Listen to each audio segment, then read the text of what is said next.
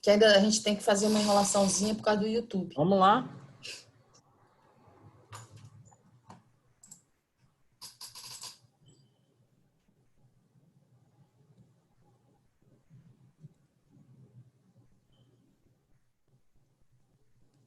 O pessoal está entrando aí, vou dar um minutinho. A gente já atrasou um pouquinho por problemas técnicos de incompatibilidade de sistemas. E ontem a gente falou sobre o PJE e foi exatamente esse frio na barriga que eu senti agora, que nos emociona todo dia agora. Né, Stefan? A gente está aprendendo de novo a peticionar, de novo a não deixar algo para o último dia do prazo, de novo que pode dar problema no token, que pode dar problema no computador, que pode dar problema no sistema, que não depende só da nossa vontade. E aí, bom, vou dando boa tarde aqui pro pessoal, o pessoal entrando, um monte de gente que eu conheço. Leila, tudo bom, Leila? Cássius? Bom, pessoal, a gente vai hoje é o quarto dia da Maratona da Jovem Advocacia. Hoje nós teremos duas palestras do Stefan, falando sobre atendimento e relacionamento com o cliente, e Ricardo Brum falando de definição de honorários e formalização.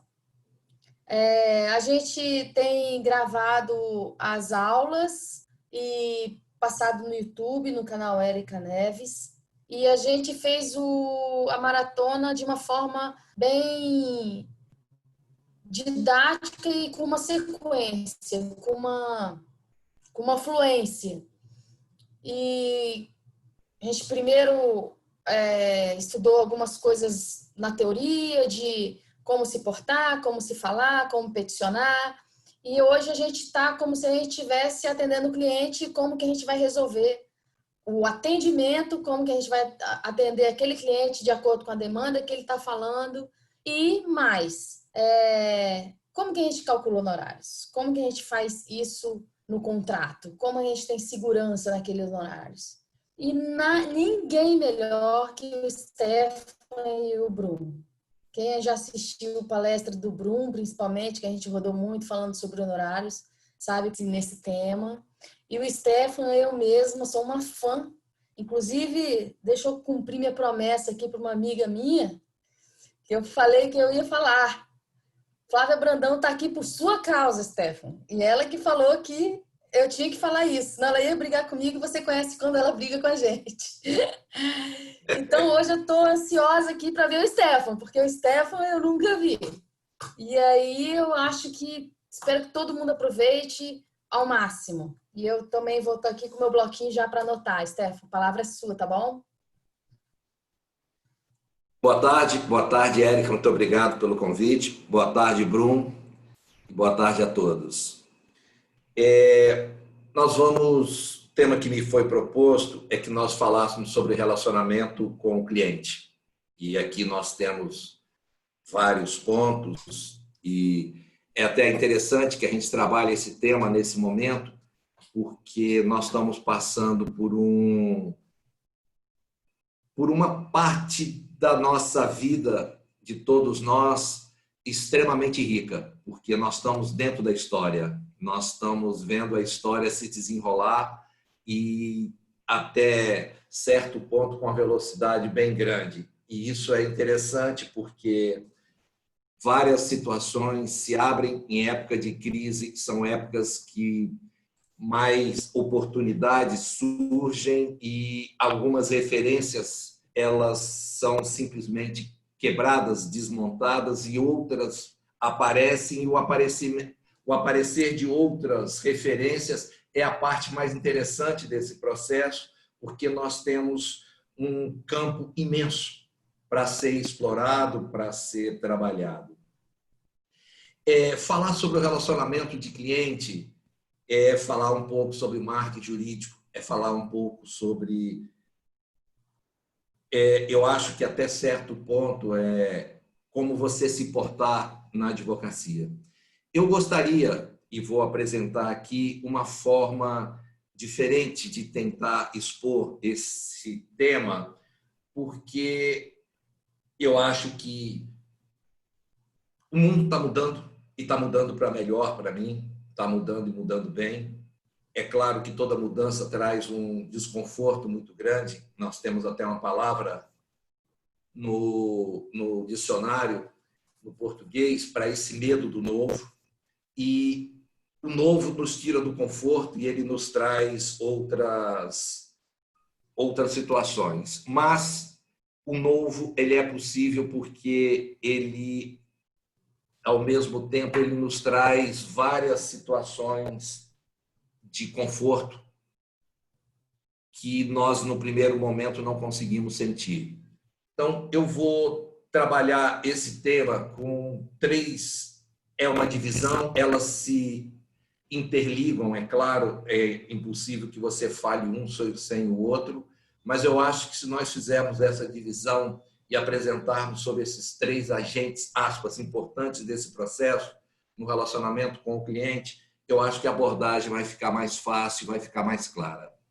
Eu gostaria de trazer nessa abordagem uma primeira parte, ainda que nós tenhamos um tempo um pouco curto, mas vamos tentar falar sobre as três e falarmos rápido. É uma primeira parte que somos nós, o advogado, eu, vocês, todos nós que estamos aqui. Uma segunda parte que eu acho que é extremamente importante que a gente também fale sobre ela de maneira separada, que é o cliente. E a terceira parte, que é o relacionamento com o cliente, que é, na verdade, todo esse processo em movimento. Então, vamos tentar começar com a primeira parte. Eu acho que sem esse eixo fundante, que é o advogado, e aqui nós temos que entender, nós, advogados, nós somos o negócio. Nós somos o empreendimento. E nós temos aqui o negócio visto não nessa acepção comum da palavra, mas numa acepção positiva, numa acepção de empreendimento. Nós somos o negócio. Então, é importante que nós comecemos, na verdade, essa leitura a partir de nós, advogados. E quando nós trabalhamos com essa figura, que é sempre uma figura complexa, porque a advocacia importa em conhecimento, ela precisa de estratégia e ela precisa de uma coisa que é chamada, que só o tempo, por isso que eu falo que a advocacia ela é cumulativa, à medida que é como um processo, o processo também é cumulativo, ele precisa de tempo para que ele amadureça. A advocacia também é cumulativa. E o terceiro ponto, na verdade, que nós colocaríamos aqui é a respeitabilidade, é a confiança, é a sua colocação dentro do mercado. Então, essa figura extremamente complexa, que é o advogado, ele precisa ter consciência muito clara de quem ele é, como ele se ativa dentro da sociedade a partir da profissão, a partir do caminho que ele escolheu. Quem nós somos, na verdade. E aqui eu sempre gosto de usar aquele exemplo do gato de Alice, que a Alice chega no cruzamento e pergunta ao gato para onde eu vou. E o gato pergunta para onde ela quer ir. Ela falou que não sabia, então qualquer caminho serve. Mas quando você trabalha com você como negócio, você como esse eixo fundante do processo, que é desse empreendimento, você tem que ter necessariamente um caminho, você tem que ter uma meta, você tem que saber para onde você quer ir. E isso impacta no processo como um todo, nessa jornada que nós vamos trabalhar e caminhar. E aqui não importa se você é um advogado autônomo, se você é um advogado dentro de um escritório, se você é um advogado dentro de uma corporação. Qualquer um dos três tem clientes, tem metas, qualquer um dos três tem resposta para dar. Então, nós temos que entender quem nós somos nesse processo. E esse autoconhecimento é extremamente importante para que a gente consiga mapear. E isso vai determinar não só o nosso foco, não só o caminho que nós pretendemos trilhar, mas vai mapear também e principalmente a nossa relação com o outro, que nesse caso específico é o nosso cliente, mas é claro que nós temos na nossa atividade relação com várias outras situações. Mas vamos limitar a essa relação com o cliente, então vamos voltar e fazer a análise de quem nós somos, e aqui não é uma leitura psicanalítica, nem filosófica existencial, apesar desses dois temas serem importantes e poderiam ser e não devem ser negligenciados, mas aqui nós estamos trabalhando quem somos nós dentro desse processo. Porque sem esse entendimento prévio, nós vamos ter muita dificuldade de trabalharmos numa meta, numa direção. E aí volto a Alice. Qualquer caminho, na verdade, para isso que nós estamos fazendo, não é a solução. Então, esse primeiro passo, e aqui eu coloco isso com muita tranquilidade, porque é uma construção de imagem e nós somos o nosso negócio, o nosso marketing pessoal é extremamente importante. Então, esse autoconhecimento, detectar e mapear quais são os nossos pontos fortes, quais são os nossos pontos fracos, todos temos, e todos temos ambos, mas sem que você faça esse mapeamento na realidade, não estabeleça a meta e não estabeleça o caminho que você quer trilhar, o caminho que você quer seguir, fica extremamente difícil você construir um bom projeto e construir uma boa relação com o cliente. Então, eu queria, nesse primeiro momento, deixar bem claro, frisar essa situação, para que haja um entendimento quem é o advogado, e aqui nós podemos nos ativar de diversas formas, com diversas leituras e compreensão da sociedade e compreensões de todas as áreas, mas você tem que ter esse conhecimento, você tem que buscar entender quem é você. E falo isso, nós temos na realidade possibilidades e temos profissionais nessa área, se esse caminho foi difícil de ser trilhado do autoconhecimento, dentro da profissão, para que você faça individualmente. Você tem profissionais, é um bom investimento e é extremamente importante que nós trabalhemos isso e trabalhemos isso com muito carinho, com muita cautela. E cada passo que você vai dar na sua vida, e na sua vida, obviamente, ela vai ter reflexo na sua profissão, ela vai ter reflexo naquilo que você está se propondo a fazer. Ter o foco e ter um cuidado, porque se nós formos verificar e vamos aproveitar o momento que nós estamos vivendo hoje, e aqui vou fazer só uma alusão bem rápida, se você pegasse um homem da Idade Média e ele tivesse um sono longo, simbólico, dormisse em 1200 e acordasse antes de 1500, ele encontraria um mundo muito parecido com aquele mundo que ele teve quando dormiu.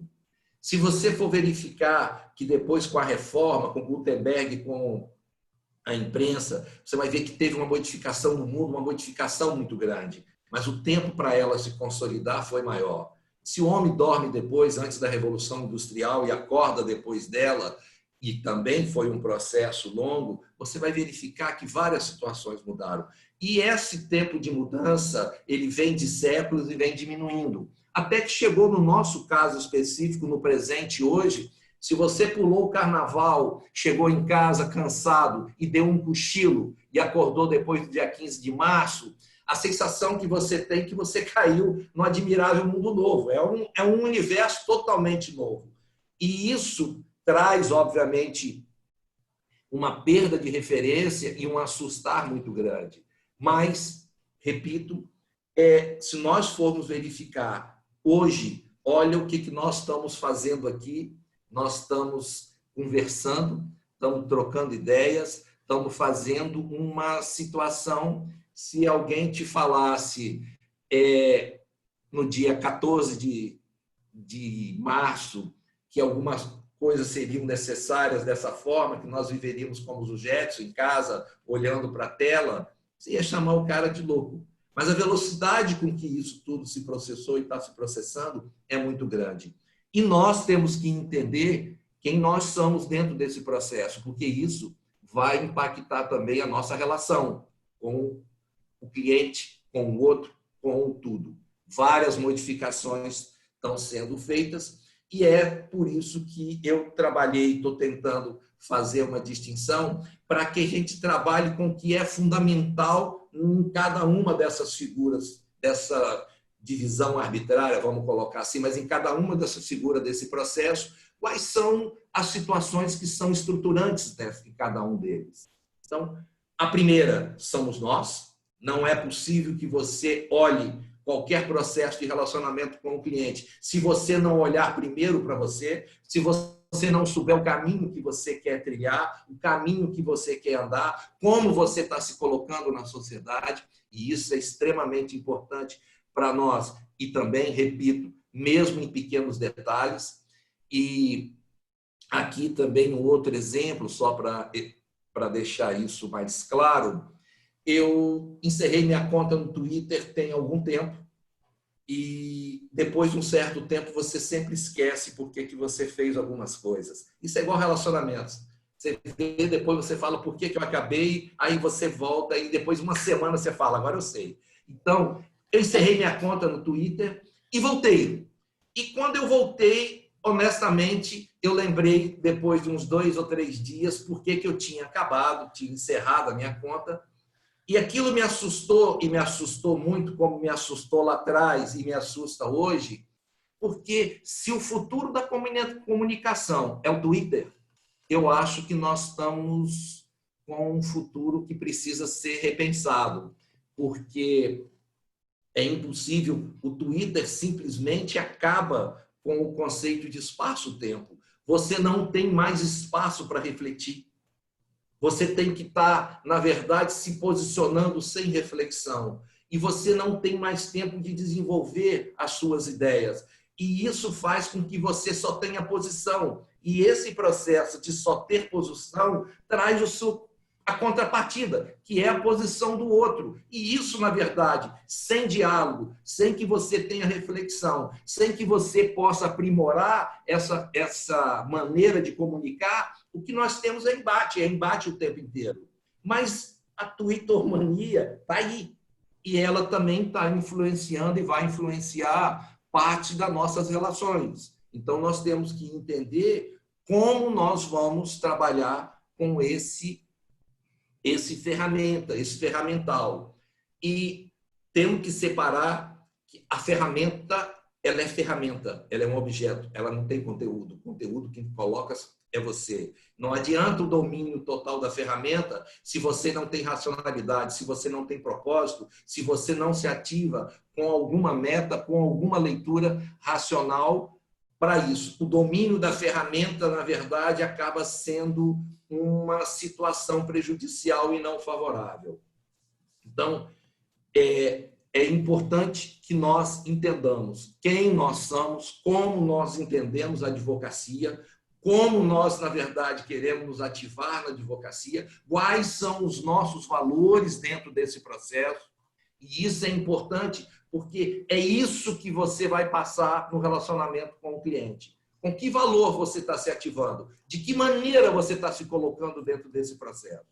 Então, sem essas reflexões, é impossível que você consiga aprimorar e ter uma boa relação com o outro. Se você, na verdade, se desconhece, não pode ter nenhuma boa relação com você. Um segundo ponto, e depois nós vamos verificar que esses 3 pontos estão interligados a todo instante, a todo momento, mas vamos tentar trabalhar um pouco mais separado. O segundo ponto é o cliente. E aqui eu vou separar o cliente antes da relação. Por que eu estou colocando dessa forma? O cliente é o outro. E o cliente, na realidade, se eu sou o eixo fundante deste processo, o cliente é o necessário. Sem cliente não tem negócio. E negócio, repito aqui, na acepção positiva. Não tem empreendimento. Você tem que entender quem é o outro.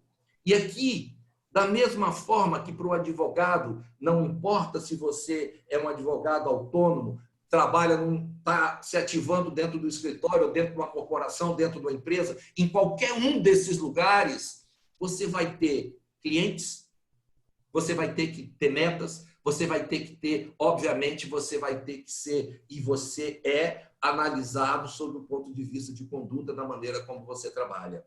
O que você está entregando? E aqui nós temos que deixar bem claro que a figura do advogado, pelo menos para mim, o advogado é um resolvedor de problema.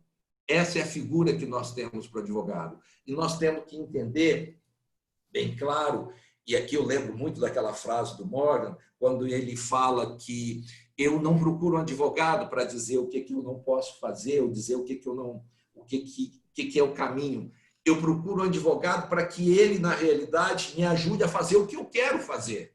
Obviamente dentro da ética, obviamente dentro do direito. Essa é a função. Essa é a função da advocacia moderna para mim, que é aquilo que nós chamamos da função educacional, que é passar para o cliente como ele, na verdade, pode buscar, efetivar, trabalhar e maximizar o negócio dele dentro do universo legislativo que nós vivemos. Então, nós chegamos ao cliente e aqui também é claro que há diferenças de tratamento em alguns pontos, mas o cliente aqui não é visto como CNPJ ou CPF. Aqui, o cliente aqui é o outro.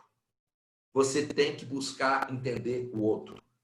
E não adianta você fazer a distinção como se existisse, é claro que há alguns pontos diferentes, mas o outro, ainda que seja empresarial, ainda que seja corporação, ela ainda é composta de gente.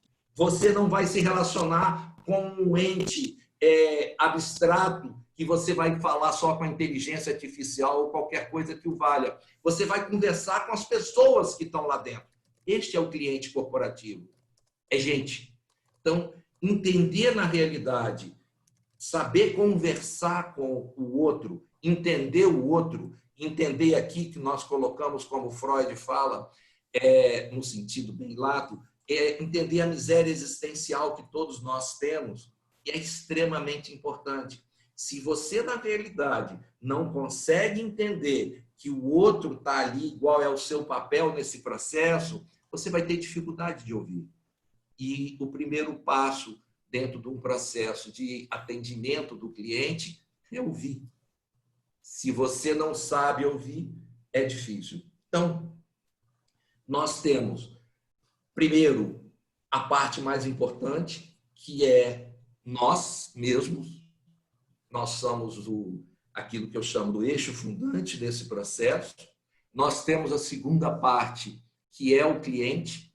E o cliente aqui, a diferença que nós poderíamos trabalhar da pessoa física para a pessoa jurídica é que você tem que entender, na verdade, não mais só ou além do emocional que você tem numa pessoa física, você tem que entender como aquela corporação se ativa no mundo, qual é o negócio dela, como ela está colocada no mundo, o que ela precisa na realidade para que você possa trabalhar e nesse processo, aspas, educacional, você possa ter alguma coisa para oferecer.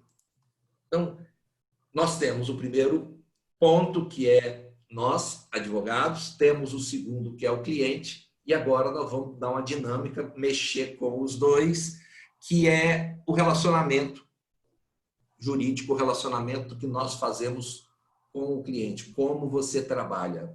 Esse relacionamento, nós temos que entender, ele tem divisão em partes também. Você tem a captação, você tem a manutenção do cliente, o atendimento e depois a manutenção do cliente, a fidelização do cliente.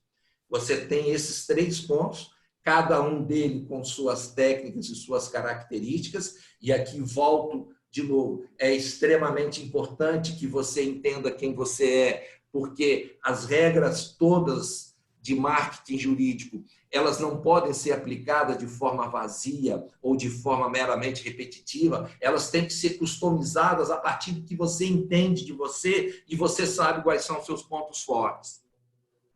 No relacionamento com o cliente, vamos começar com aquilo que nós chamamos da captação do cliente. Esse processo de captação de cliente, mais uma vez, usando o momento que nós estamos vivendo, ele deve sofrer algumas modificações. Não vai sofrer as modificações de uma forma tão abrupta, porque não vai desaparecer o cliente, o negócio, aquela situação da maneira como está, mas as reuniões, por exemplo, eu acredito que nós teremos reuniões presenciais em intensidades menores, elas não vão desaparecer, até porque, em alguns momentos, a reunião presencial ainda vai ser e se fará importante. Mas nós temos hoje, na forma de captação de cliente, nós temos um universo todo aberto. Ainda que o Estatuto da Ordem tenha uma leitura mais tradicional com relação a esse processo, sob o prisma ético, da forma de captação, mesmo ela vai ter que fazer, e vai ter que fazer um entendimento, uma flexibilização nisso. O que nós temos, na verdade, que a captação do cliente para aquele que está entrando no mercado, por exemplo, é extremamente importante. Como é que você faz essa captação de cliente? Como é que ela se dá? Como é que você trabalha? Como é que esse network se explica? Saiu uma pesquisa recente e nessa pesquisa foi constatado que 65%, é claro que eu não sei se tudo isso que nós estamos colocando aqui vai valer para depois da semana que vem. O mundo pode ter algumas modificações. Mas a pesquisa que foi feita, 65% dos clientes ainda têm a busca do advogado, que é uma relação de confiança, no boca a boca. Ainda temos o método tradicional, histórico, que é um cliente bem atendido, um cliente passando para outro cliente esse processo. E você vai ter, obviamente, nesse processo de captação, se você for partir desse tipo de situação, você vai ter, claro, hoje, uma ferramenta de busca, que é a internet, que é o Google, que tem hoje 90 e poucos % das buscas no mundo.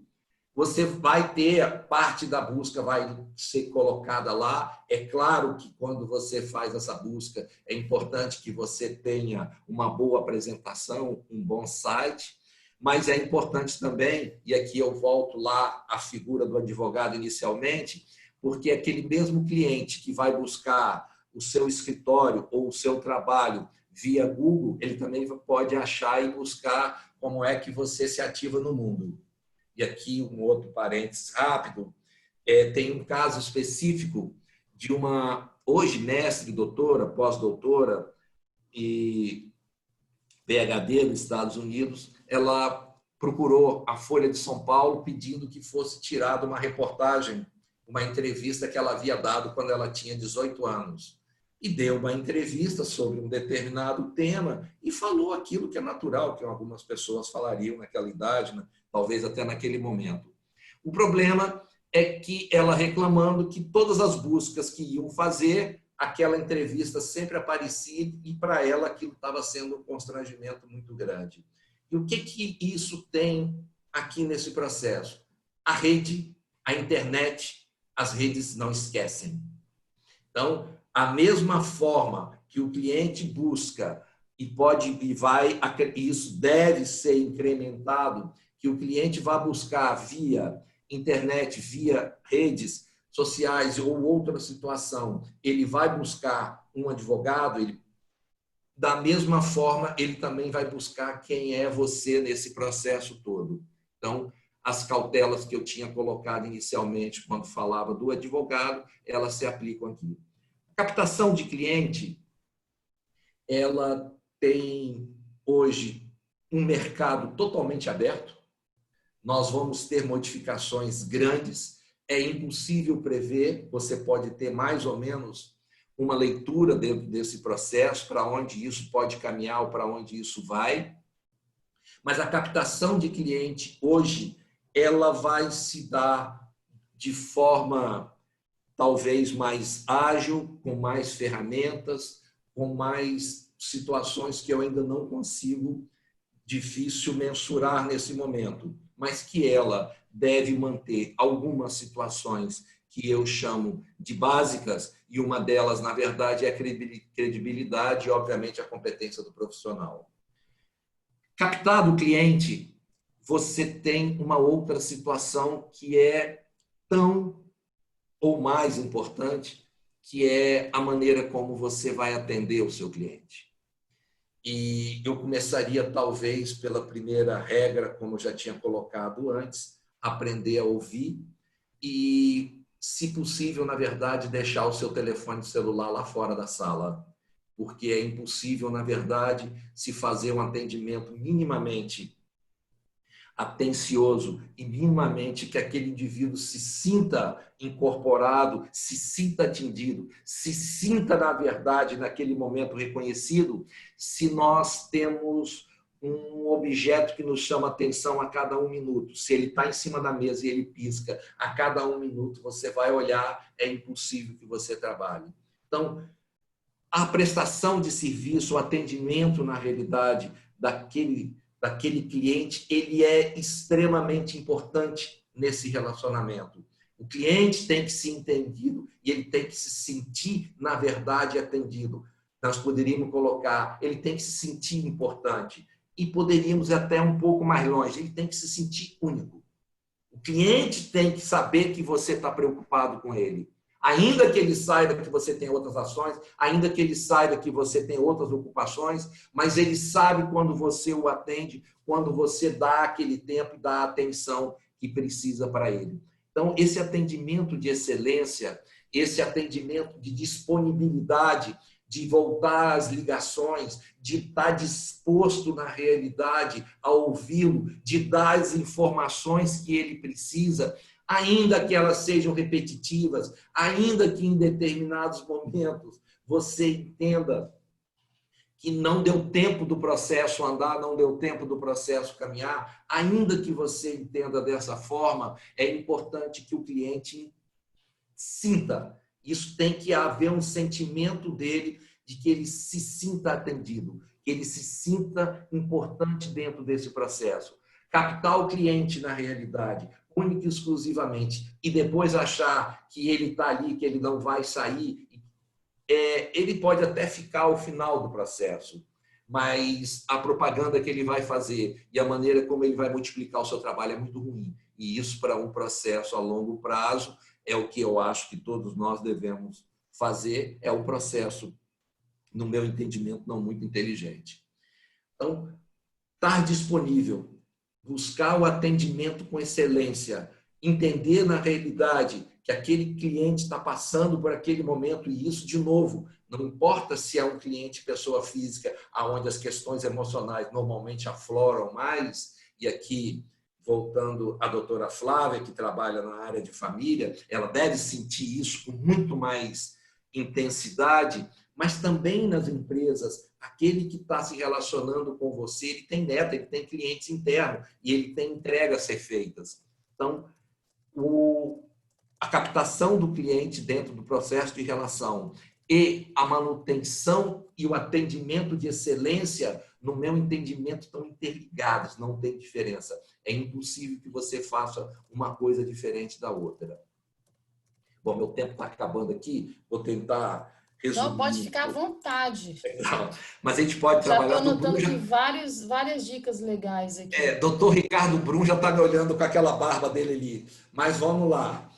Então, o que eu queria passar pelo menos nesse primeiro momento, o que nós poderíamos entender como básico, como essencial dentro desse processo que nós chamamos do relacionamento com o cliente, e aqui também poderíamos colocar como marketing jurídico. Entender quem nós somos, essa é a motivação, porque isso você vai passar para o cliente, porque a pior coisa, na realidade, é o cliente que sente ou capte que o atendimento que está sendo dado a ele é um atendimento onde o advogado está preocupado só com ele, com os honorários, vamos dizer assim, que é a matéria que o doutor Bruno vai trabalhar, e isso para o cliente é o que há de pior. Ele tem que entender que você está disposto ali, está entendendo o negócio dele, está entendendo a ação dele. Nós poderíamos estabelecer várias regras e a internet está cheia de sites e esse é o novo interessante, que a gente pode trabalhar isso como um novo conceito de conhecimento. Esse conceito de conhecimento novo, na verdade, não é mais o conhecimento enciclopédico, armazenado na realidade, é um conhecimento de julgamento, é um conhecimento crítico. Na verdade, hoje tudo está carregado no seu telefone celular. Você tem tudo ali, você só tem que saber procurar e saber, na verdade, o que está ali, porque ali tem tudo, de bem, de bom ou de ruim. Então, que você entenda e faça essa distinção. Então, quais seriam os pontos que eu colocaria? Eu prefiro sempre trabalhar, nem todas as decisões que nós tomamos nas nossas vidas são decisões positivas. Muitas vezes nós não sabemos o que queremos, mas quando você sabe o que você não quer, você já deu um passo, pelo menos, significativo para a direção que você está. Então, vamos tentar trabalhar aqui, dentro do relacionamento com o cliente, algumas coisas que você não deve fazer, para que depois você faça a sua customização natural e entenda como você quais são seus pontos fortes para que você possa trabalhar. A primeira coisa que eu acho que no relacionamento para cliente não tem mais lugar no dia de hoje é que você se apresente para o cliente como pau para toda a obra. Esse é um erro grave. Eu não estou dizendo aqui que você não faça atividades em outras áreas do direito. O que eu falo é que nós somos um resolvedor de problema, mas um resolvedor de problema dentro dos limites da advocacia. Então, esse se apresentar como um resolvedor de problema, pau para toda obra, é uma coisa que você pode até ter algum aceite em uma ou outra situação, mas eu diria a você que é extremamente perigoso, muito ruim, porque você tem que ajudar o cliente a resolver o problema dele, a poder, na verdade, dizer para ele como fazer dentro da lei, da ética e de todos os caminhos, o que ele quer fazer, mas não é de qualquer forma. Porque quando é de qualquer forma, o preço é você. E esse preço é caro, é muito caro. Então, um primeiro ponto, eu acho que dentro de um relacionamento com o cliente, é que ele tenha essa relação de respeito, e essa relação de respeito seja mantida, seja mútua, e para isso você tem que também se fazer respeitar. Segundo, nós temos uma característica hoje de se apresentar dentro desse universo praticamente infinito que são as redes, de você apresentar matérias, de você escrever conteúdos, enfim. O primeiro ponto é que a escrita de conteúdo, ela tem que vir na forma de ajudar, ela tem que ser conteúdos, na verdade, para ser colocados na mídia, para buscar o cliente. Você não pode escrever para o nosso grupo, você não pode escrever para o público interno. O público interno você tem outro caminho que você possa fazer. O conteúdo que você tem que escrever, bem claro, são conteúdo direcionado ao cliente como uma forma de solucionar os problemas possíveis que estão sendo colocados. Claro que você não vai antecipar, fazer consulta nesse tipo, mas você tem condição de trabalhar com uma forma mais clara. Escrever por escrever, se colocar na mídia só por se colocar, e qualquer que seja essa mídia, no meu entendimento, sem foco não é uma boa estratégia. Você, na verdade, não vai conseguir nunca fazer com que aquele olhar tenha e venha sobre você. Nós temos que fugir, e fugir muito daquilo que nós chamamos das tentativas de conteúdo viral ou de posts virais. Todas as vezes, a linha que separa, e volto ao Twitter que eu tinha colocado, a linha que separa um post viral do precipício é muito pequena.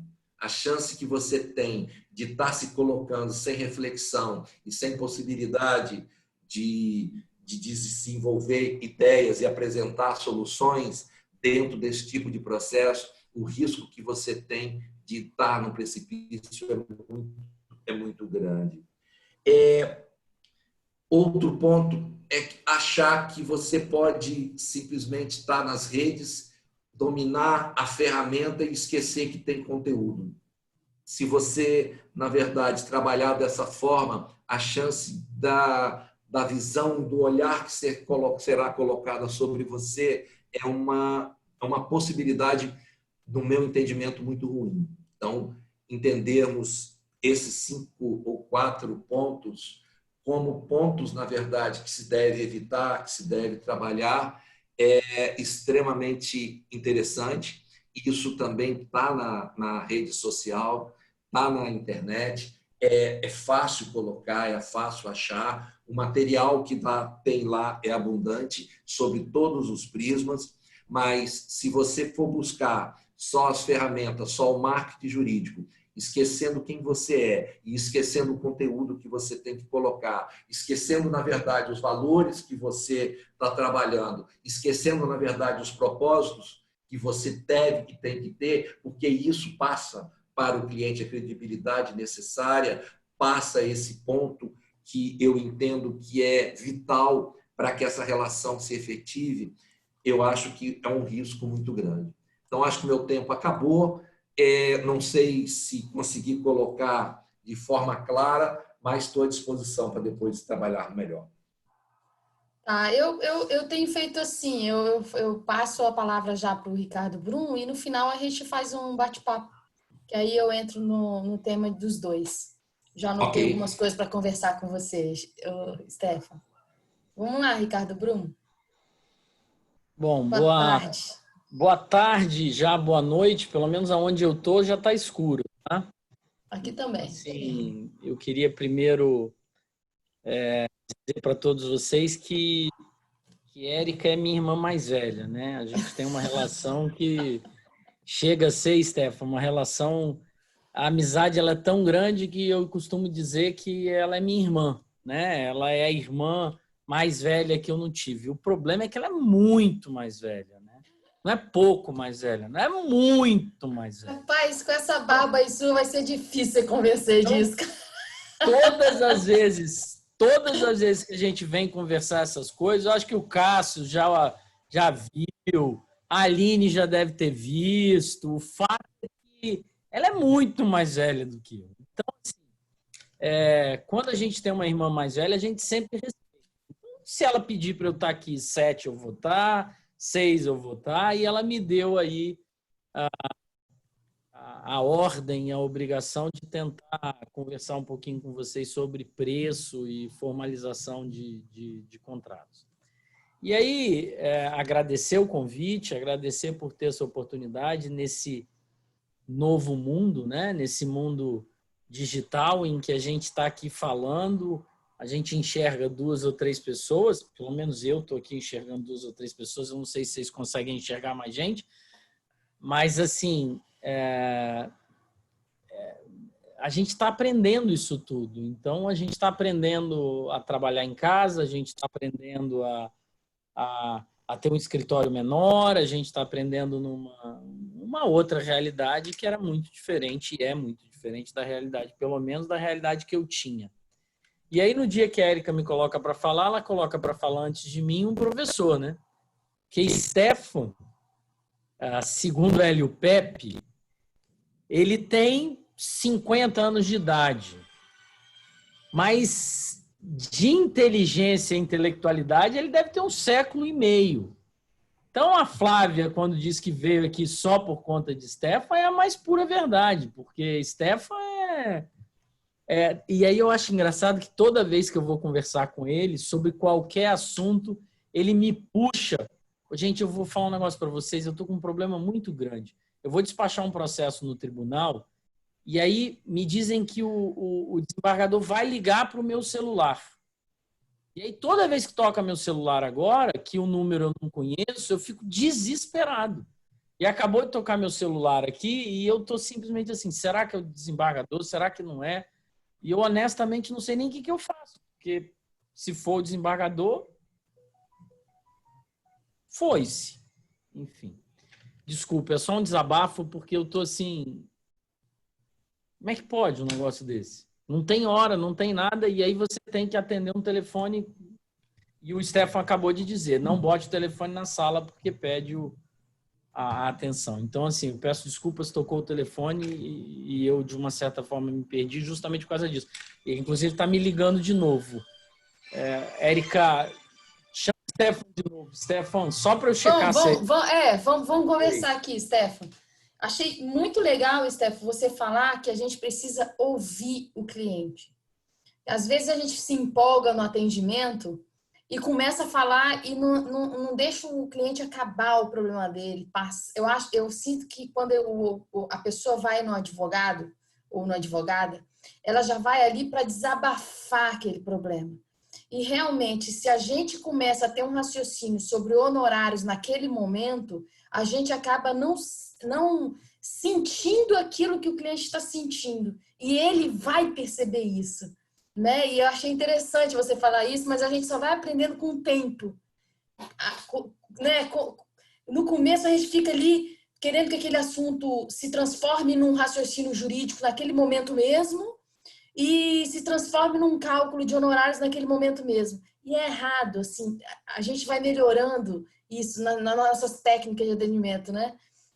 Eu, por exemplo, eu deixo a pessoa desabafar, eu compadeço com ela da dor, eu converso com ela, para depois eu pensar no ambiente jurídico, senão ela sente que eu estou ali querendo fazer alguma coisa que não é ouvi-la, né?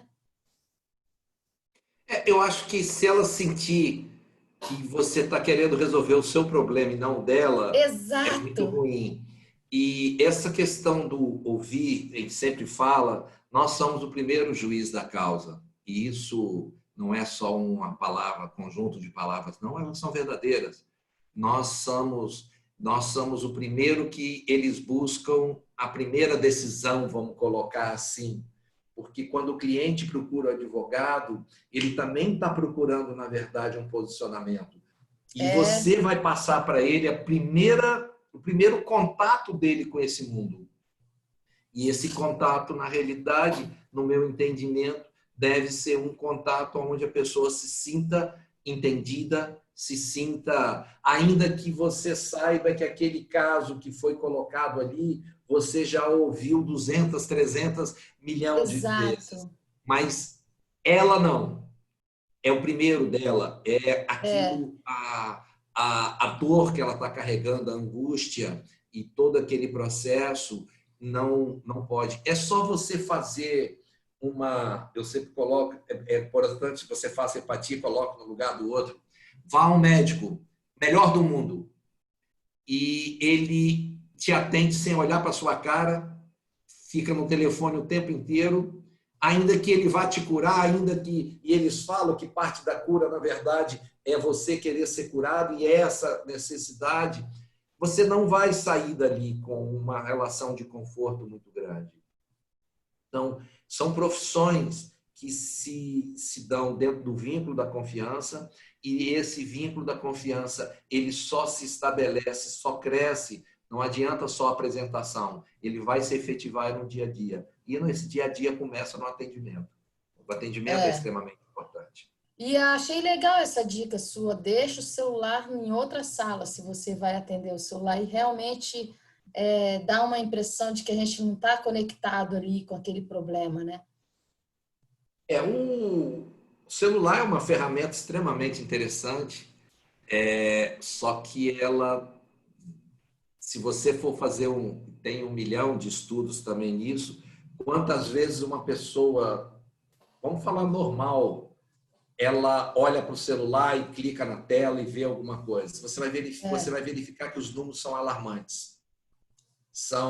Tanto que Stefan, o celular é tão importante que vai dar justamente a proporção de importância do cliente. Quando ele perceber que você deixou o celular fora. Nossa, agora isso é importante, porque ele deixou o celular lá fora. Né? Se você perceber bem, o cliente sabe que é tão importante o celular que se você deixa lá fora e fala, não, deixei meu celular lá fora, vamos conversar. Ele vai entender que aquilo ali é um sinal de deferência, né?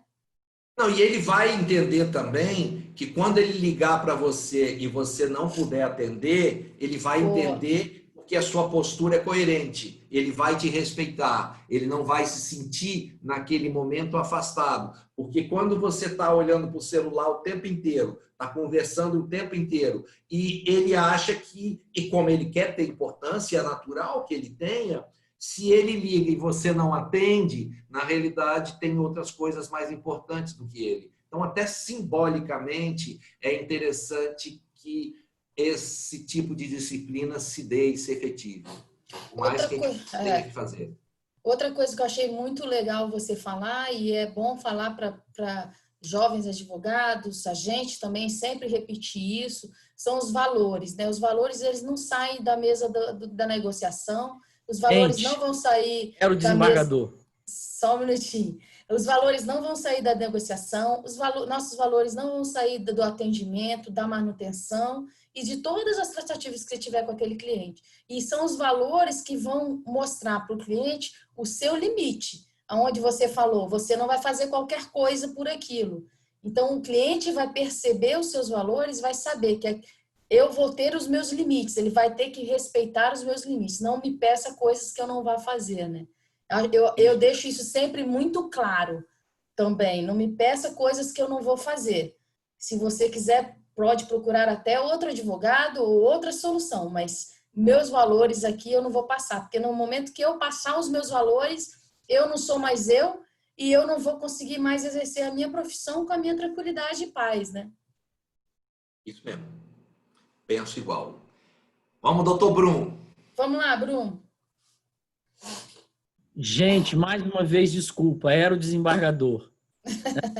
Era que a gente está vivendo, assim, eu tive a oportunidade de despachar com o desembargador do TJ de São Paulo, ele marcou uma hora, me passou o Skype, eu liguei para ele, ele atendeu pelo Skype, nós conversamos lá os 10 minutos que seriam protocolares, e depois disso, agora o tribunal, o desembargador do TJ do Espírito Santo me liga no celular de um número que eu não conheço, não sabia a hora que ele ia ligar, e você fica meio na dependência dele. Então eu peço assim, desculpe, acho que todos nós estamos aprendendo a trabalhar nesse novo mundo, ou nesse novo normal. Mas enfim, eu acho que eu já perdi tempo demais, eu queria entrar no assunto que é preço, né? O Stefan, quando trabalhou com vocês a ótica e quando a Érica estava falando agora, ele voltou a dizer, quem sou eu? Quais são os meus valores? Né? Como é que eu me vejo dentro desse contexto de sociedade?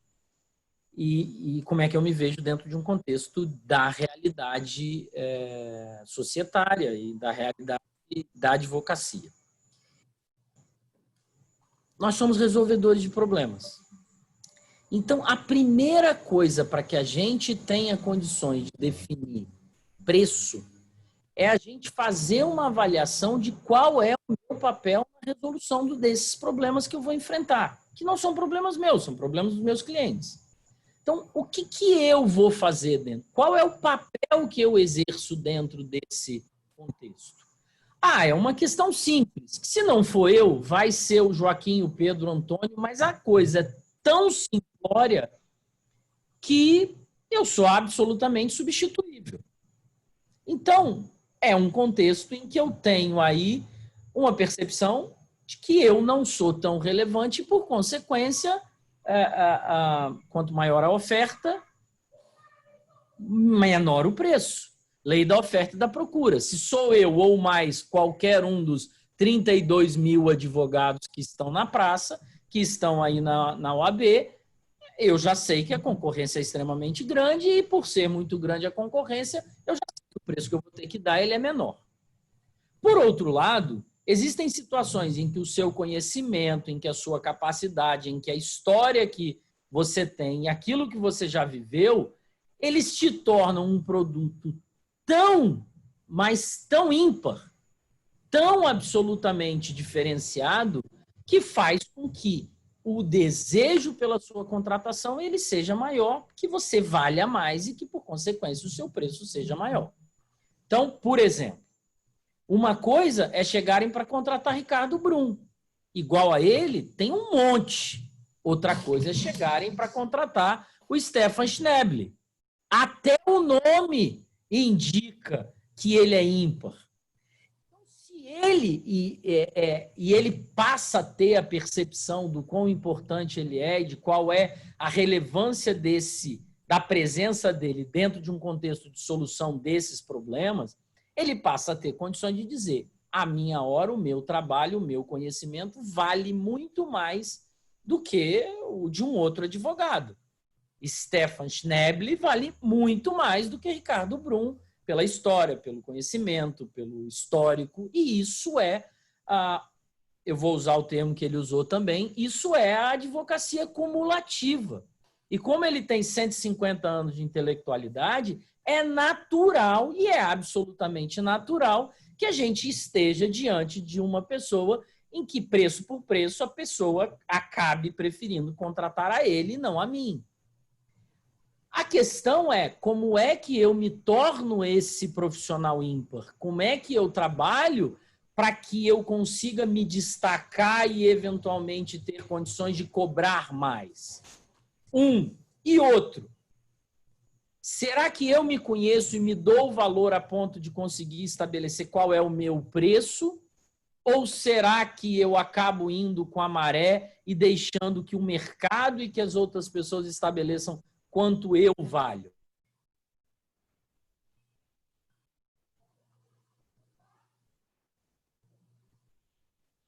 Travou, gente? Acho que travou.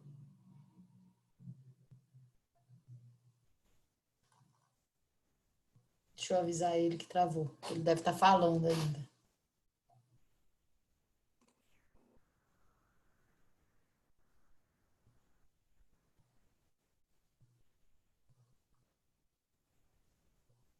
Só um minutinho.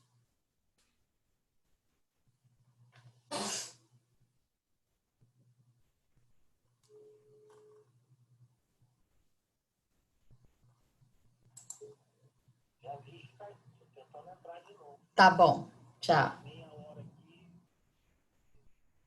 Tá bom. Caiu a internet dele. Ele tá em Aracruz, mas ele já tá entrando, pessoal.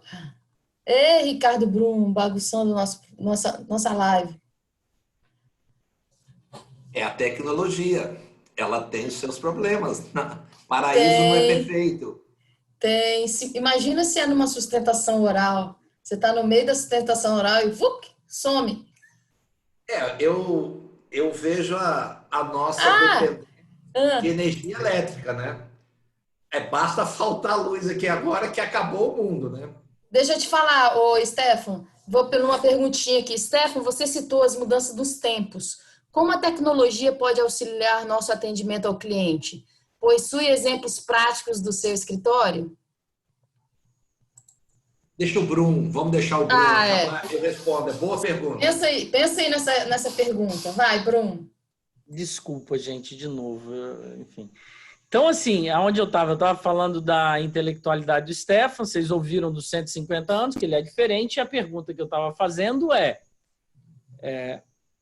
primeiro, eu sei quanto eu valho, eu estou estabelecendo o meu preço, ou eu estou deixando o mercado estabelecer o preço que eu cobro? Porque não tem ninguém que consiga me convencer que a gente não venda a gente mesmo. A gente não venda algo que seja intelectual.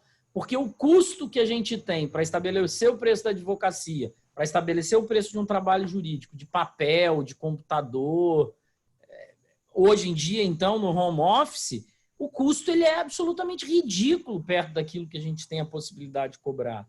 Então, o fato é que o que eu sou e aquilo que eu represento como um resolvedor de problemas é o primeiro elemento que entra nessa equação custo. E aqui, eu sempre digo, e eu sei que muitas das pessoas que estão aqui me ouviram falando disso, eu sei que o Cássio já ouviu, acho que a Aline já deve ter ouvido, enfim. Eu sempre digo que a gente tem que ter um elemento tempo, né? Quanto tempo eu vou gastar para resolver as coisas, porque se sou eu e é a minha intelectualidade, se resolve um problema em 1 hora, é um contexto. Se resolve um problema em 25 horas de trabalho, é outro contexto e é outro preço. Mas, acima de tudo, eu preciso definir qual é o valor da hora que eu vou cobrar daquele trabalho que eu estou exercendo. E, para fazer isso, eu preciso me conhecer eu preciso saber como eu me coloco e qual é a importância que eu tenho dentro desse contexto de resolução de problemas. Então, vejam, eu sou o primeiro elemento. As minhas horas, o meu custo, quem eu sou, qual é o meu conhecimento, quão distinto eu sou dos outros. Isso é um elemento essencial naquilo que se refere à formação de preço. Para mim, o segundo elemento que entra nessa equação é o próprio problema. Que problema que eu estou resolvendo?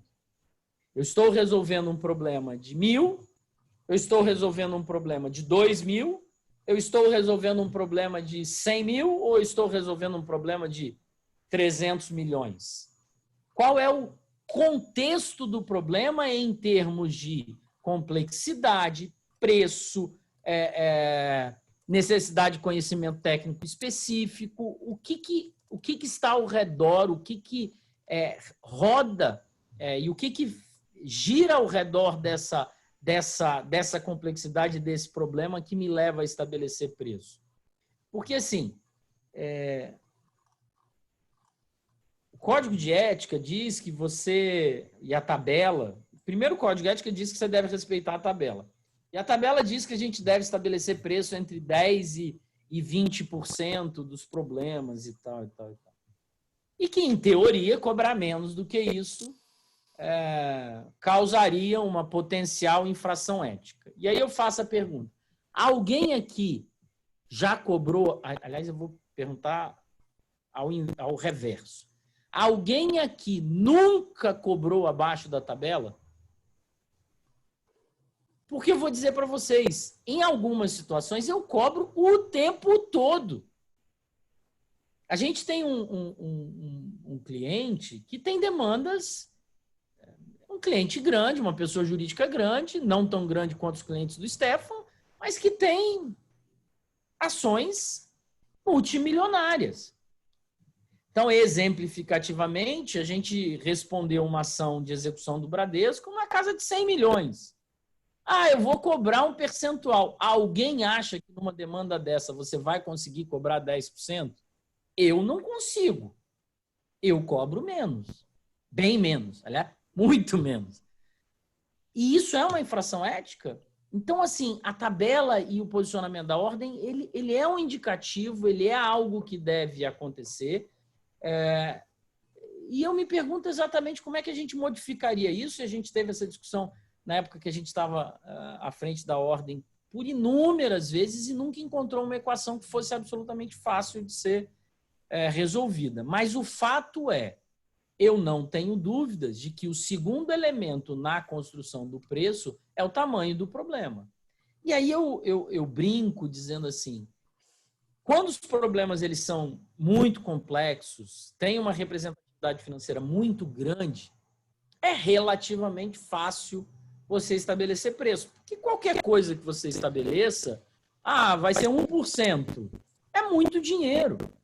Então, se você chegar lá e falar assim, eu tenho um problema de 10 milhões e eu vou cobrar 1%, é 100 mil. Se eu cobrar 10%, é 1 milhão de honorários. Então, assim, é fácil. Quando eu estou em face de um tema que não é, primeiro, economicamente palpável e em concreto, por exemplo, alguém está preso e eu tenho que fazer um habeas corpus. Eu não consigo chegar e dizer assim, o problema desse é o valor, porque você não tem como dar preço específico à liberdade de alguém, né? Por outro lado, você pode estar numa situação em que o cara está lá fazendo uma demanda de juizado especial e que você tem uma discussão de 1.000, 2.000, 3.000, 4.000 ou algo semelhante. Como é que você estabelece preço? E aí eu volto para o primeiro ponto. Nessa situação, estabelecer preço significa olhar para você mesmo. O que eu vou receber por essa demanda vale eu sair de casa, ter toda a responsabilidade que eu tenho, perder tempo com minha família, perder tempo fazendo aquilo que me é prazeroso, não que esse trabalho não o seja, mas enfim, perder tempo fazendo um trabalho que não que eu não teria que fazer se eu não fosse remunerado, enfim. Isso me satisfaz, isso está dentro. Isso, enquanto pessoa, enquanto profissional, eu olho para isso e digo assim, bate com os meus valores. Eu vou usar o termo que a Érica usou quando eu voltei, né? Assim, os meus valores estão respeitados. Se estiverem, faça o preço, se coloque e toque em frente. Se você começa a achar que aquele preço não paga, e a gente sabe de todas as dificuldades, especialmente nesse momento, né? Especialmente nesse momento de pandemia, de dificuldade, em que você precisa pagar as contas e tal, a gente começa a se sujeitar a preços vis. Mas isso cobra lá na frente. A advocacia ela é acumulativa. Então, se você pega um processo a preço baixo, outro processo a preço baixo, outro processo a preço baixo, daqui a pouco você está atolado em tantos problemas a preço baixo que você não consegue quebrar o ciclo para entrar naquilo que efetivamente vai te remunerar adequadamente. Então, olhar para si e encontrar uma equação na qual você se coloque profissionalmente e respeite os seus limites, respeite aquilo que você acha que é uma remuneração adequada,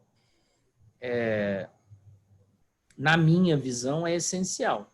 A advocacia ela é uma profissão eminentemente empreendedora. Ninguém vai conseguir crescer na profissão às custas de outrem. Todo mundo é responsável. Eu tive a oportunidade, o ano passado, de discutir isso com o Stefan horas e horas e horas e horas, e eu aprendi, estou aprendendo todo dia, que é assim, quem não for responsável pela geração de negócios, pela geração de clientes, pela geração de processos, não vai ser dono de escritório, não vai ser chefe, não vai seguir, não vai crescer, vai sempre depender de terceiros. E a advocacia, ela é assim. Então, ela é atividade de quem tem a capacidade de empreender, de quem tem a capacidade de fazer diferente. Não tem jeito. Por outro lado, eu não estou aqui defendendo o que fazem os escritórios de, eu vou pagar R$900, R$1.000, R$1.100 a um advogado, porque não tem condições. Né? A nossa profissão vale infinitamente mais do que isso. Então, assim, preço, para mim, é binômio entre... Aliás, preço, para mim, na advocacia, em qualquer outra coisa, é lei da oferta e da procura. Quanto maior a oferta, menor o preço. Quanto menor a oferta, maior o preço. Quanto mais diferente eu for, mais eu vou conseguir cobrar, porque menor vai ser a oferta de profissionais com a minha capacidade. Primeiro elemento. Segundo elemento, qual é o tamanho, qual é a complexidade, qual é o problema que eu, advogado, como resolvedor de problemas, vou resolver. E aí vem o segundo ponto, que é formalização adequada. Gente,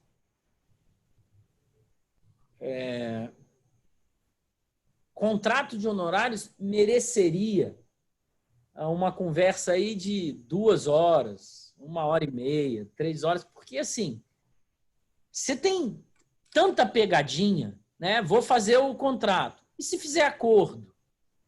E se não fizer acordo? Muda alguma coisa? E vai corrigir o valor, não vai corrigir o valor? Tem tanta particularidade. Vai receber em nome da pessoa jurídica, não vai receber em nome da pessoa jurídica. O contrato é feito em nome da pessoa jurídica, escritório de advocacia. Isso tem que ser levado ao processo, tem que constar da procuração. Então, assim, você tem uma série de regras, eu não vou chamar de regras, mas, enfim, você tem uma série de coisas que valeria a pena discutir em termos de formalização de contrato de honorários. Mas eu acho que, acima de tudo, eu preciso ter um documento assinado, seja eletronicamente, seja em papel, e aí eu ainda sou não tão antigo quanto Stefan e Érica, mas eu sou antigo, então eu gosto de papel assinado ali, caneta, sabe aquele negócio?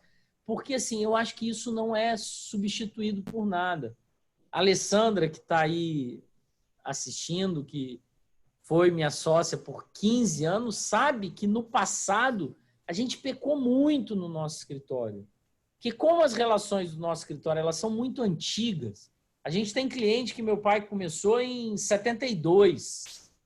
Então é uma relação de 22 vai dar 50 anos, né? Eu tenho 44.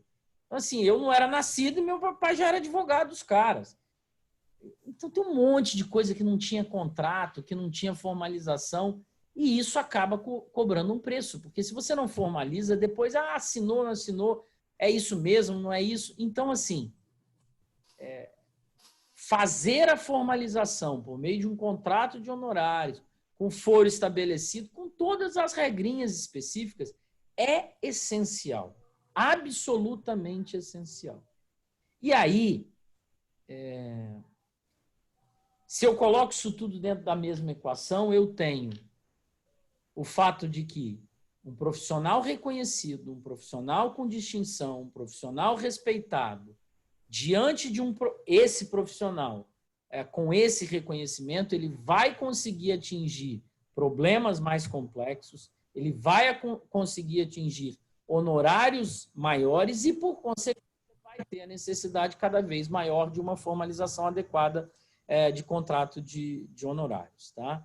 Então, assim, eu acho que o fundamental para qualquer um que queira falar de preço qual é o tempo que eu vou gastar, eu estou me sentindo bem remunerado nessa questão de preço e o papel que eu exerço dentro dessa solução de problemas, ele é compatível com o preço que eu estou cobrando ou tem alguém me explorando? Ou o cliente está pagando mal demais porque se eu não estiver ali, ele não vai ganhar tanto, ele não vai fazer o acordo adequado e tal. Essas são as equações específicas para um profissional se tornar bem remunerado na advocacia. É conseguir encontrar um nicho que lhe permita dizer assim, aqui eu sou diferente. A Aline, por exemplo, é advogada da CDL. Ela tem um conhecimento em questões vinculadas ao comércio, de uma maneira geral, que eu não tenho. Então, não adianta que eu não vou ter a especialidade dela e dificilmente vou conseguir cobrar aquilo que ela cobra dentro do nicho em que ela atua. E acho que essas são as questões fundamentais que precisam ser ditas e precisam ser colocadas todas as vezes que a gente falar de preço. Mas eu queria, gente, contar para vocês, e aí narrar, Stefan, quando a gente conversou há 2 semanas atrás, uma semana atrás, 10 dias atrás, sobre essa fala nossa, você falou que ia falar de relacionamento com o cliente e aconteceu um fato hoje que eu queria, de uma certa maneira, dividir com vocês. A gente tem um cliente que teve a falência decretada. Tá? E aí, o problema, não tem dinheiro para pagar, paga, como é que faz, como é que não faz, como é que deixa de fazer e tal. E ele tem 2 empresas, né, complementares. Uma faz uma coisa, outra coisa faz outra faz outra, elas se complementam e teve a falência de uma das empresas. E aí eu estou no telefone, tem que dividir, tem que separar, porque na hora que for arrecadar tem que saber o que é de uma, o que é de outra, tem que tentar deixar isso mais claro, porque... E o cara falou assim, olha, não dá, é difícil. E aí eu percebi que, pelo tempo que a gente estava vivendo e pelas coisas que tinham acontecido e tal, eu não consegui entender o que o cliente era fisicamente. Porque eu nunca tinha, Ricardo, as pessoas do escritório já tinham ido, mas eu nunca tinha ido à sede do cliente. Um advogado que faz o que eu fiz hoje, porque aí eu percebi, meti dentro do carro hoje, meti uma máscara, meti uma luva, falei, não, eu vou aí. E aí fui lá para ver, porque eu precisava entender o contexto. Então, tem coisas que o momento que a gente está vivendo vão fazer com que sejam alteradas. tem coisas que não tem jeito de ser substituídas. E a crença que eu tenho é que o nosso trabalho, enquanto indivíduo, enquanto pessoa que efetivamente tem uma percepção de mundo, tem uma visão própria, que consegue enxergar as coisas dentro da sua particularidade, não vai conseguir ser substituído ao longo do tempo. A gente vive um momento em que está todo mundo desesperado. Mas a quantidade de negócios jurídicos, de problemas que tem para ser resolvidos, ela é tão grande, tão grande, tão grande, que a gente talvez sofra no curto prazo. Mas no médio e longo prazo, gente, a gente tem uma mina, assim, um mar de oportunidades que a gente não pode deixar de trabalhar para aproveitar.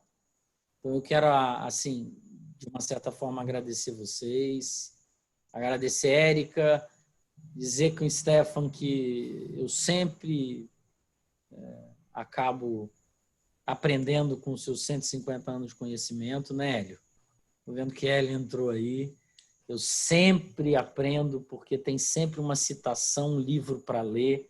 Eu não sei se vocês sabem, mas é o cara que lê 150 livros por ano. Então, assim, é um aprendizado permanente, Stefan. Então, agradecer a Érica, minha irmã mais velha, e me colocar aí à disposição de vocês. Ô, Bruno, vou fazer uma pergunta aqui, que eu já vi você falar sobre isso, para motivar você a falar. Você uma vez falou da relação entre honorário de êxito e honorário que você vai cobrar ali no contrato, ali na hora da contratação. E em relação com o risco da demanda, com o tempo, um cálculo que você faz mais ou menos daquele processo, boto mais para frente, boto um risco mais na frente.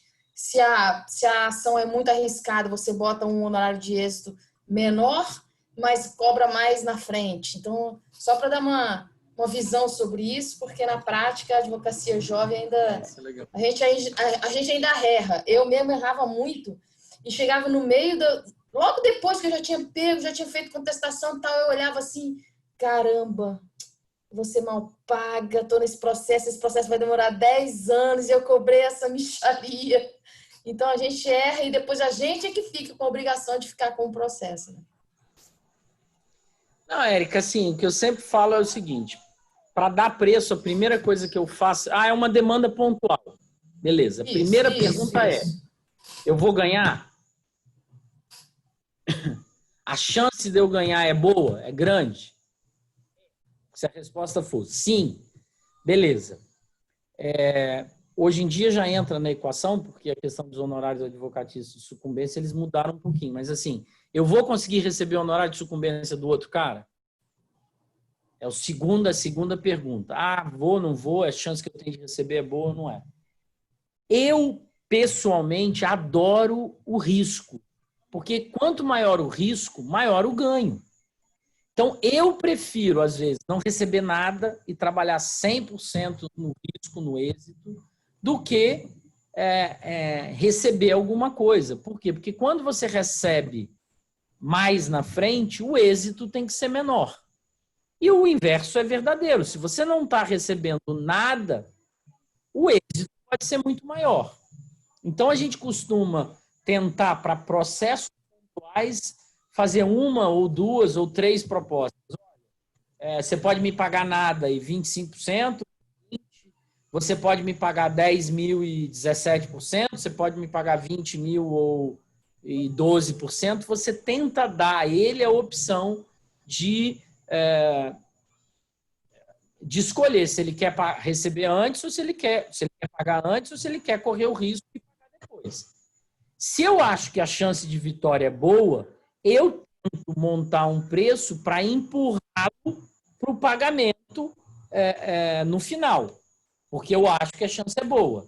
Se eu acho que o processo é um processo fadado à perda, eu vou tentar receber o máximo possível adiantado, porque aí é uma questão de eu não sei se o risco é grande. Se o cliente tem a percepção de que o processo é ruim, também te abre margem para que você, olha, e se eu ganhar, eu posso te cobrar mais? Pode. Então, às vezes, o cliente, por exemplo, já chegou no escritório e disse assim, ó, esse processo está perdido, tá não sei o quê. E aí a gente analisa o processo, acha que tem espaço para fazer uma ação rescisória e aí tentar reverter uma decisão que, inclusive, já tinha transitado em julgado. E aí a gente vira para ele e fala assim, ó, eu quero 30% do seu... E ele topou, porque ele entendia que o processo já estava perdido. Então, essa equação de analisa o risco do processo. É bom? É. Não cobro nada, vou para o risco. É ruim? Eu tenho que cobrar agora, porque depois eu não vou receber. Então, é montar uma equação onde você conjugue na linha do quanto maior o risco, mais eu tenho que ganhar. E se eu acho que eu vou ganhar, eu tento empurrar a contratação para essa questão do... Te respondi? Isso, era isso mesmo. Então, vamos aqui, ó. Ricardo.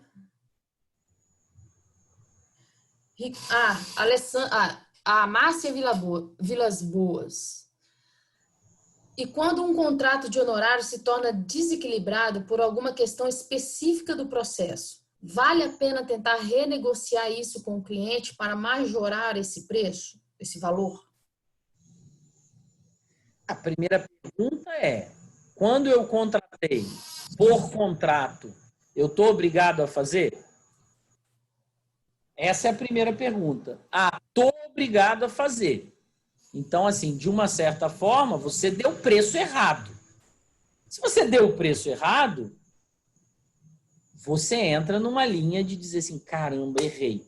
Em teoria, eu vou assumir o risco. Eu vou ter que pagar o preço. Agora, se você tem uma boa relação com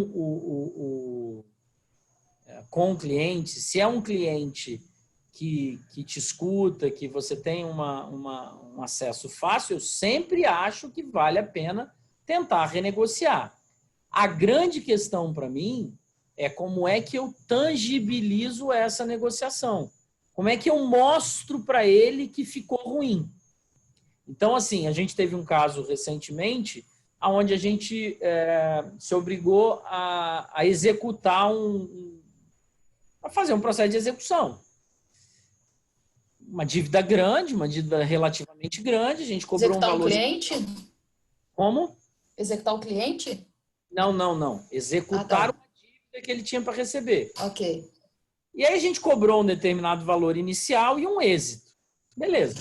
E aí o réu, né, o executado, fez embargo de terceiro, depois ajuizou a ação anulatória, enfim, fez um processo de execução, viraram 9 processos.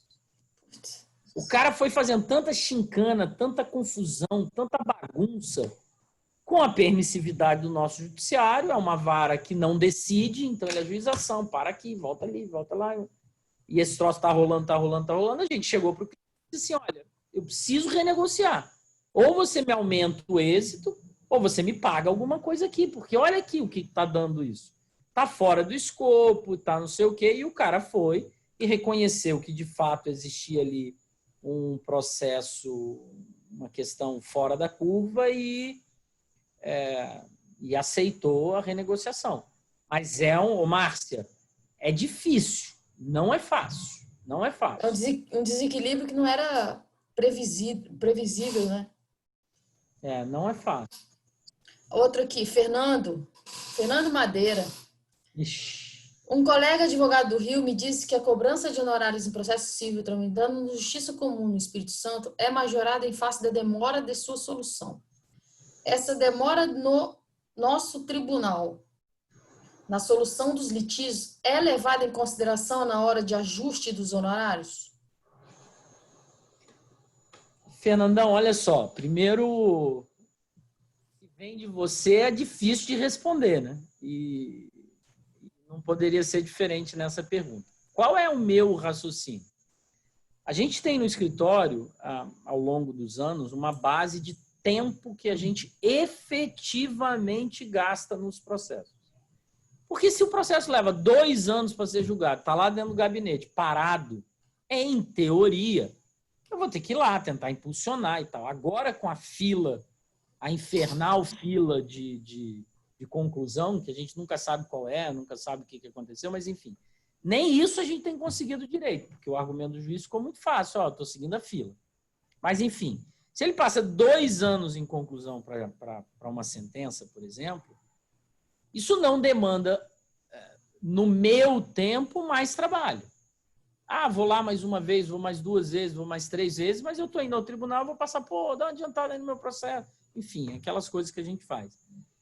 Mas, em teoria, eu não tenho que fazer uma nova peça, eu não tenho que fazer uma nova petição, eu não tenho que fazer nada. Então, eu acho que se eu estou negociando com esse advogado, a minha pergunta para ele é assim, você está majorando pelo tempo do processo. Beleza, o que você vai fazer a mais? Qual é o ato a mais que você vai fazer em relação ao outro processo que você cuida, que não... Me diz aí, para a gente entender por que você está me cobrando a mais. Eu não consigo raciocinar e fazer uma reflexão no sentido de que faria sentido eu cobrar mais porque o nosso tribunal é ineficiente, porque a nossa justiça é ineficiente. No que pese eu entender o argumento, vai levar 3 anos, eu vou ter que trabalhar nesse processo 3, 4 anos. Mas se ele entrar num nível de negociação, por exemplo, com uma empresa que tem um departamento jurídico e que entenda do negócio, esse argumento, ao meu sentir, não colaria. Beleza. Aqui, última para o Ricardo, a Alessandra. Ricardo, abençoada que me ensinou o que é timesheet. Fale um pouco sobre isso, você é massa. Ela que está falando. A Alessandra é suspeita, né? A gente hoje não é mais sócio, mas eu sempre falo que quem foi sócio durante 15 anos, Stefan, e depois de deixar de ser sócio, conversa, brinca, se respeita, bate papo, enfim, é porque construiu uma relação muito boa. Então, assim, eu lembro da Alessandra sempre do meu lado e com muito carinho. Então, como é a última, eu estou olhando aqui a lista de presentes, estou vendo Thor, Maiara, Pedro, um monte de gente, Leila, um monte de gente que a gente convivia e que, por conta de fatores diversos, a gente não... Flávia, né, que a gente, enfim, está mais distante. Então, Cássius, só cumprimentar. Leila, eu falei. Zé Du. Zé Du. Zé Du tá aqui? Tá aqui. Zé Du. Então, assim, Ale, eu falei na resposta anterior para o Fernando que a gente tem uma base no escritório que um processo civil ele leva mais ou menos 90 horas de trabalho, indo ao STJ, indo aos tribunais superiores, a gente consegue gastar efetivamente 90 horas. Isso é um parâmetro, ao meu sentir, extremamente importante, porque se eu quero ganhar, aí eu vou fazer os parâmetros e vou entender quanto é que me custa efetivamente esse processo, quanto é que eu quero ganhar. E a única forma, eu sempre digo que se o produto que eu vendo é o meu intelecto, se custo de papel, de energia, de computador, não sei o que, é irrisório dentro do contexto, eu preciso controlar aquilo que me é mais importante. O que é mais importante? É o próprio advogado. Então, eu tenho que saber para quem e em que processo o advogado está trabalhando. E eu só consigo fazer isso se... O computador deu um tilt aqui. Eu só consigo fazer isso se eu controlar o meu tempo. E o instrumento que existe para controle de tempo, a advocacia se acostumou a chamar de timesheet, né? Que nada mais é, em tradução livre, folha de tempo. É onde eu sento e anoto, de tal hora até tal hora eu trabalhei nesse processo, fiz isso. De tal hora até tal hora eu trabalhei nesse. E ao longo dos anos, ou ao longo dos meses, você vai fazer relatório dizendo assim, eu trabalhei para aquele processo tantas horas, para aquele outro tantas horas. E quando você atinge um ponto em que você tem isso em larga escala, você passa a ter um controle muito maior daquilo que você usou de tempo em cada processo, em cada cliente, e aí facilita, inclusive, aquilo que a que a Márcia perguntou, que é as renegociações. Se eu sei quanto tempo eu estou gastando com cada cliente, é muito mais fácil eu dizer assim, cara, olha só, eu preciso renegociar, você está me pagando tanto, mas olha, eu já gastei 50 horas nisso. Então, assim, é um elemento que me facilita muito as negociações. Respondido, galera? Vamos aqui na pergunta do Stefan. Porque deixa eu falar uma coisa, o Stefan dorme cedo. Eu sei disso. Né, Stefan? Porque ele acorda cedo. Peraí, deixa eu ver aqui a pergunta aqui, que foi a que a gente falou. Stefan, você citou as mudanças nos tempos. Como a tecnologia pode auxiliar nosso atendimento ao cliente? Possui exemplos práticos do seu escritório?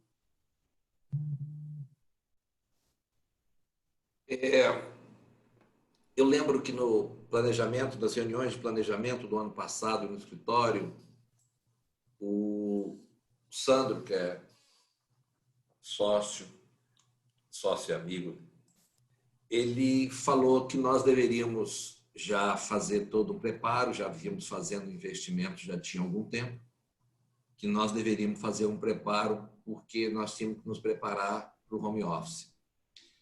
E eu lembro que na hora que ele me falou isso, a primeira coisa que você pergunta é que refresco que esse cara bebeu, né? Porque era impossível que, ainda que algumas coisas apontassem nessa direção, mas nós nunca, pelo menos eu, nunca podia imaginar que a velocidade seria da forma como se deu.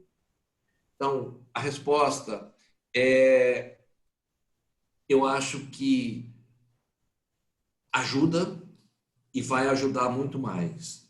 O que nós estamos fazendo aqui agora, nesse período de isolamento, desde o dia 15 de março, nosso escritório está trabalhando funcionalidade total e 100% home office.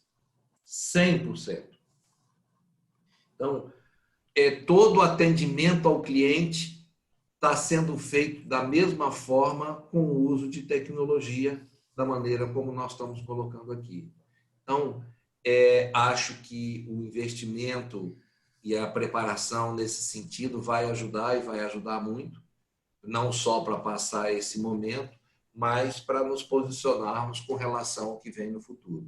Então, não sei se a pergunta estava nessa direção, mas o que eu pude entender e estou colocando seria nesse caminho. Eu também acho inclusive que, por exemplo, eu tinha clientes que me ligavam. Agora ele já vem no FaceTime direto, já quer me olhar. Eu tenho que estar pronta para atender. Também tem isso, né, Stefan? Tem o cliente esse que já... problema de FaceTime, eu acredito, nós que trabalhamos muito na área corporativa, Exato. acredito que o Bruno também deve ter recebido já vários filmezinhos, é que nós estamos em casa e essa sensação de estar em casa te traz um conforto muito grande e você acaba esquecendo algumas horas que você está fazendo. E o FaceTime é complicado, porque se você não se perceber de forma muito clara, você pode estar em alguns momentos delicados, né? Então, a disciplina para trabalhar no home office é uma disciplina muito grande.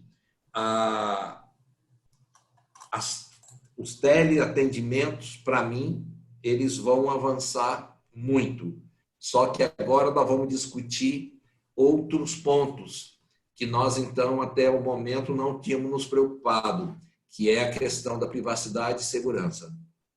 Então, esses pontos não estão sendo... Hoje eu tive a reunião com um cliente e nós estávamos discutindo eram vários participantes e em um determinado momento me deu uma sensação de extremo desconforto porque nós poderíamos estar fazendo uma reunião e a sensação que eu tive que tinham mais pessoas na sala de um daqueles participantes. E quem eram essas pessoas eu não via, eu não sabia. E aí você passa a ter um processo de policiamento muito grande, porque tudo que você está falando hoje, isso vai para uma memória que não desaparece. E tudo que você está falando pode ser utilizado no futuro de maneira inadequada contra você, até porque, pensado, qualquer situação fica desconfortável e difícil de ser explicada. Então, acho que a tecnologia veio para ajudar, ela tem, obviamente, um potencial de avanço absurdo, ele é momento para o advogado, para o jovem advogado, vamos colocar assim, é um campo de abertura total, mas, como tudo na vida, isso tem consequências e tem riscos. Então, a leitura que eu faço da tecnologia hoje é que ela vai trazer e está trazendo outras leituras que nós temos que fazer também. Então, eu coloco a questão da segurança, coloco a questão da privacidade, coloco a questão dos próprios relacionamentos. Eu acho que vai caber a nós da advocacia colocar os limites e traçar os parâmetros, nós mesmos, né? Assim, o relacionamento com o cliente, o relacionamento com os colegas, escolher o que a gente quer online, o que a gente quer ao vivo. Às vezes, uma reunião que a gente faria, pegando um avião aqui em Vitória, indo lá em São Paulo, fazer uma reunião e voltar no mesmo dia. Às vezes, você vê que o custo era totalmente desnecessário, que dá para fazer uma boa reunião pelo Zoom. Acho que essas modernidades a gente vai aderir. Eu acredito que essas modificações são irreversíveis e óbvio que vão ter impacto no mercado, o setor de transporte, o setor de hotelaria, o setor todo que trabalhava em torno disso deve sofrer um impacto muito grande. Como tudo na vida tem consequência. O Brum já me chamou de velho umas 30 vezes hoje e, na verdade, entendendo e reconhecendo a velhice, alguns conceitos nossos, eles vão precisar ser trabalhados e revistos com mais cautela. Eu acho que o conceito de privacidade, nós entregamos, na verdade, nesse modelo atual de comunicação, nós estamos entregando a nossa privacidade, nós estamos entregando a nossa segurança com uma facilidade muito rápida e muito, eu diria, sem reflexão. Eu acho que alguns pontos vão aparecer e vão ajudar a aprimorar esse cuidado com algumas leituras, com algumas situações. Por exemplo, determinados atendimentos, eles têm que ter um componente de segurança muito forte.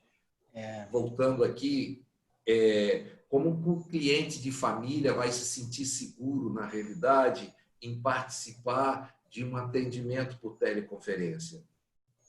Verdade. Como é que isso vai se dar? E a testemunha criminal também, né? Eu fico pensando, a testemunha criminal, como que ela vai se sentir segura para relatar ali uma coisa que ela já tem medo de falar? Então, esses detalhes todos que eu acho que nós vamos, como tudo na vida, uma hora nós vamos chegar a um equilíbrio, mas nós vamos no movimento pendular de um lado e para o seu extremo contrário, uma velocidade muito grande. Então, a tecnologia ajuda, a tecnologia veio para ajudar muito, a tecnologia tem um potencial infinito, absurdo, e acredito na realidade que algumas situações elas foram aceleradas por essa pandemia, elas já existiam em potencial, elas só foram aceleradas e dificilmente terão retrocesso. Bom, acho que é isso. Acho que não tem mais perguntas aqui. Qualquer coisa podem mandar por chat, por Telegram. Tem o Telegram Advocacia em Foco, onde eu boto lá os links das reuniões, da maratona, da Jovem Advocacia, de outras lives que eu estou fazendo. Obrigado, Stefan. Obrigado, Ricardo Brum. Acho que foi muito legal. A gente aprendeu bastante. Eu acho a participação aqui de todo mundo. Recebi alguns zaps aqui de elogios. E próxima quarta-feira a gente tem métodos de organização de processos internos com o Sandro, que é sócio de Stefan, e gestão de escritório, que é o Rodrigo Adrum, que é ótimo. Eu conheci ele há pouco tempo e ele tem um trabalho maravilhoso de gestão de diligências no Espírito Santo todo. Muito legal o escritório dele. Ô, Érica, eu Ah, quero ver quem na semana que vem consegue tirar um sorriso do Sandro na apresentação, hein? olha, já me disseram isso. Ô, Stefan, a gente perde um amigo, mas a gente não pode perder a piada. E eu que adoro rir. Eu vou rir lá. Quando ele entrar na telinha aqui, eu vou rir para ver se ele já ri. Obrigada. Érica, eu quero agradecer muito o convite, a oportunidade. Falar junto com o Brum é realmente uma honra, apesar dessa barba desgraçada dele. Mas Feia que dói. E todas as vezes que puder e precisar, eu estou à disposição. Obrigada, Stefan. Você é muito gentil. A honra nossa ter você aqui. Obrigado, Brum. A gente se vê na quarta-feira que vem. Vai estar também gravado no YouTube, pessoal. Eu mando o link para todo mundo pelos e-mails também, tá bom? Um beijão. Tá bom, boa noite. Obrigado. Boa noite. Tchau, tchau.